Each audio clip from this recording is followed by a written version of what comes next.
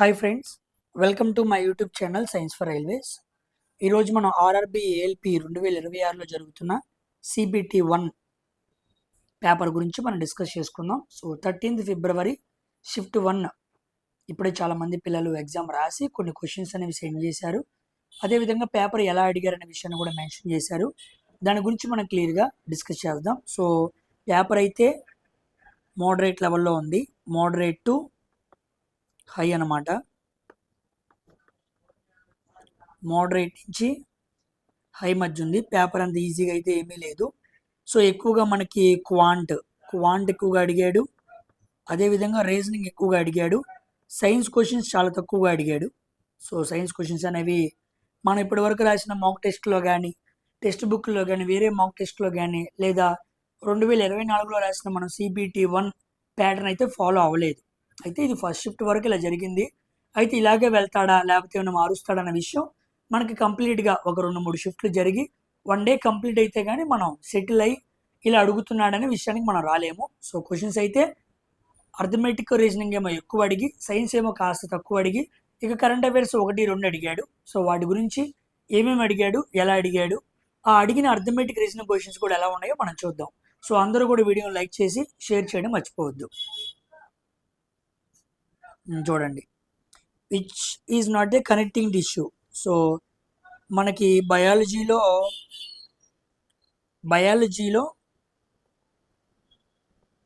ఒక 5 క్వశ్చన్స్ వాడికి అడిగాడు. దాంట్లో టిష్యూస్ మీదే ఎక్కువగా క్వశ్చన్స్ అడిగాడంట.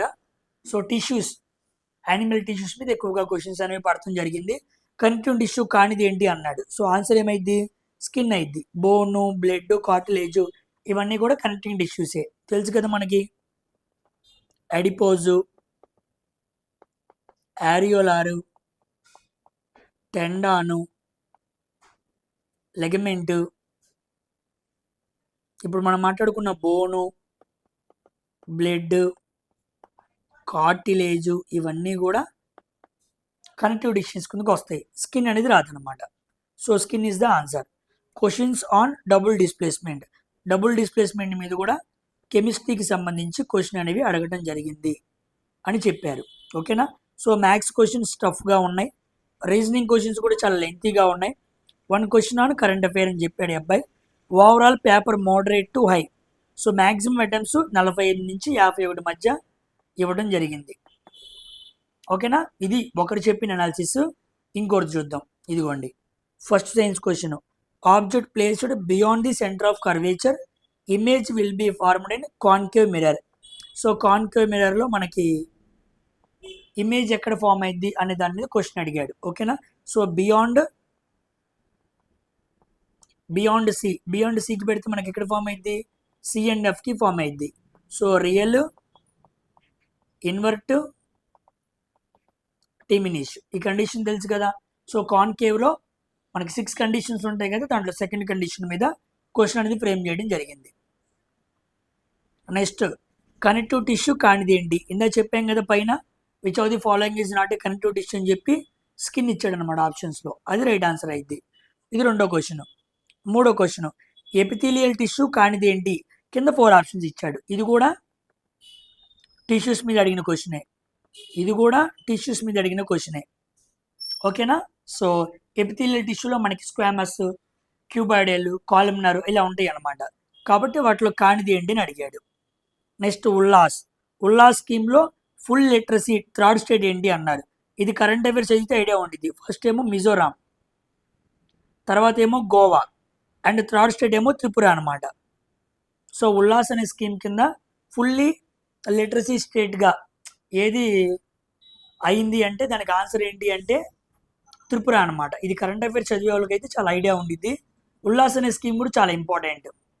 ఓకేనా. ఎగ్జామ్స్లో బాగా అడుగుతూ ఉంటాడు, గుర్తుపెట్టుకోండి.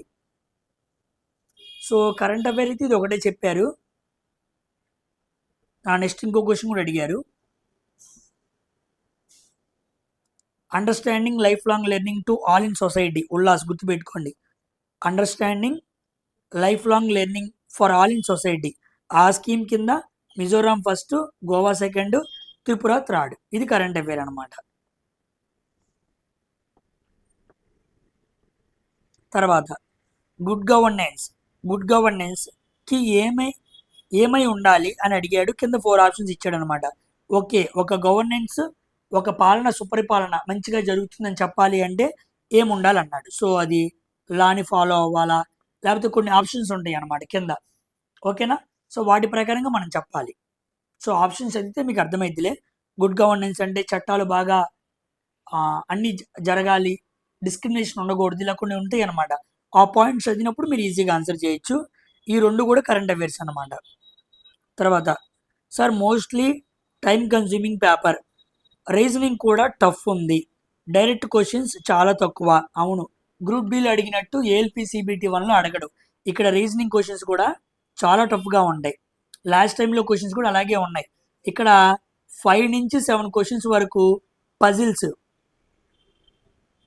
ఓకేనా? అదేవిధంగా floor puzzles, next seating arrangement, ఇవి బాగా అడుగుతాడు. నెక్స్ట్ పజిల్స్ కూడా చాలా డిఫరెంట్గా ఫ్రేమ్ చేస్తూ ఉంటాడు. సో మనుషులు ఇచ్చి కార్ లాంటివి, అలాంటివి, ఇంకా వాళ్ళ ప్రొఫెషన్స్, అలా 2-3 పారామీటర్స్ని పెడుతూ ఉంటాడు. సీటింగ్ అరేంజ్మెంట్ కూడా అవుట్ వర్డ్స్ ఇస్తూ ఉంటాడు. పర్సన్స్ 7 కూర్చున్నారు కదా, అది నార్త్లో కాదు సౌత్లో కూర్చున్నారని చెప్పి క్వశ్చన్ బాగా టఫ్నెస్ పెంచుతాడు అనమాట. కాబట్టి రీజనింగ్ మాత్రం హై లెవెల్లో ప్రిపేర్ అవ్వండి. మ్యాథ్స్ అయితే ప్యూర్ మ్యాథ్స్ ఎక్కువ అడిగాడు. సో ఎక్కువగా ప్యూర్ మ్యాథ్స్ అడిగాడు అనమాట. సో ట్రిగ్నోమెట్రీ, జామెట్రీ, మెన్సురేషను, అర్థమైందా? ఇలాంటి వాటి మీద చాలా గ్రిప్ ఉన్న వాళ్ళే ఆన్సర్ చేస్తారు ప్యూర్ మ్యాథ్స్. ఇక నెక్స్ట్, నేనైతే 59 పెట్టానన్నా 50 అలా వస్తాయి. ఓకే, ఫస్ట్ టైం రాసిన వాళ్ళకి మాత్రం హార్డ్గా ఉంటుంది. ఎందుకంటే సైన్స్ బాగా తక్కువ ఇచ్చి అర్థమెటిక్ రీజనింగ్ మీదే పేపర్ నడిపిస్తున్నప్పుడు నిజంగానే కొత్తగా వచ్చిన వాళ్ళకి చాలా హార్డ్గా ఉండిద్ది. సో అర్థమెటిక్ రీజనింగ్లో ఎవరైతే బాగా ప్రాక్టీస్ చేస్తూ ఉంటారో వాళ్ళు పెట్టగలరు. ఓకేనా? సో జాగ్రత్తగా పెట్టండి. నెక్స్ట్,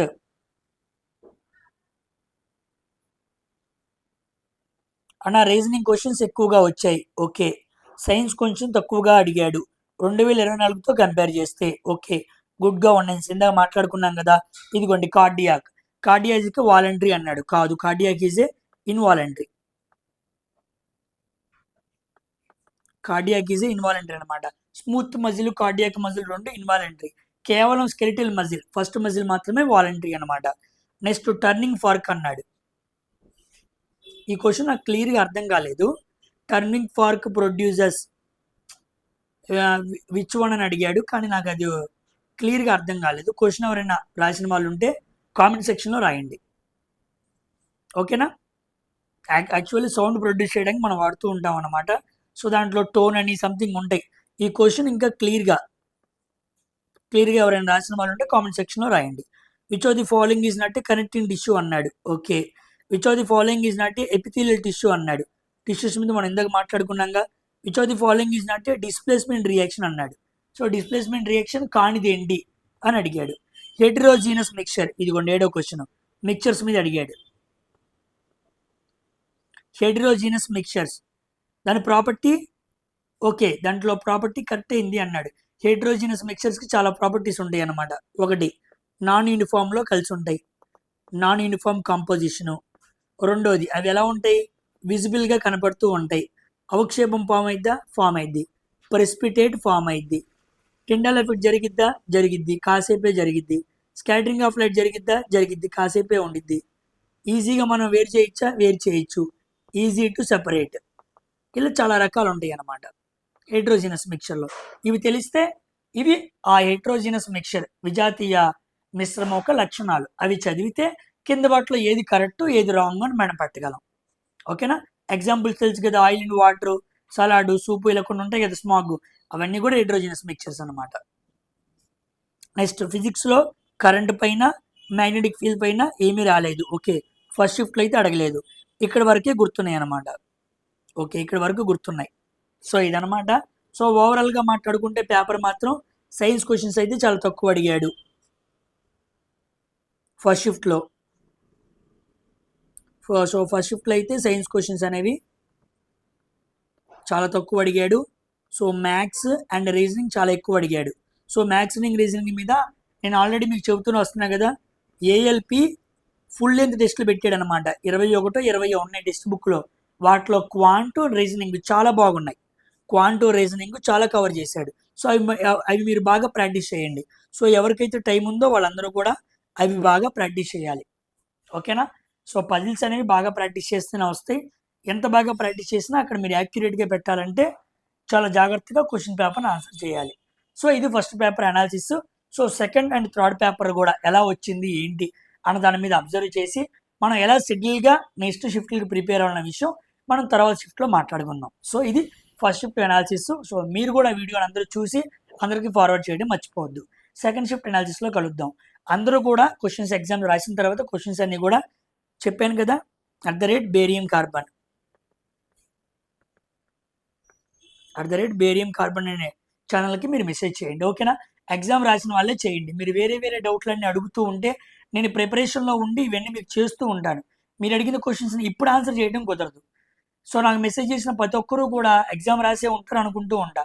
కానీ చాలామంది ఇప్పుడు డౌట్లు అడుగుతున్నారు. ఎగ్జామ్ అప్పుడుగా డౌట్లు అడగాల్సింది, దానికి ఇంకా టైం ఉంది. ఆ టైంలో మీరు అడగలేదు. ఓకేనా? కాబట్టి ఎగ్జామ్ రాసిన వాళ్ళే మ్యాక్సిమం పాసిబుల్ అయితే మెసేజ్ చేయడానికి లేదా కాల్ చేయడానికి ట్రై చేయండి. సెకండ్ షిఫ్ట్ అనాలిసిస్లో కలుద్దాం. బాయ్.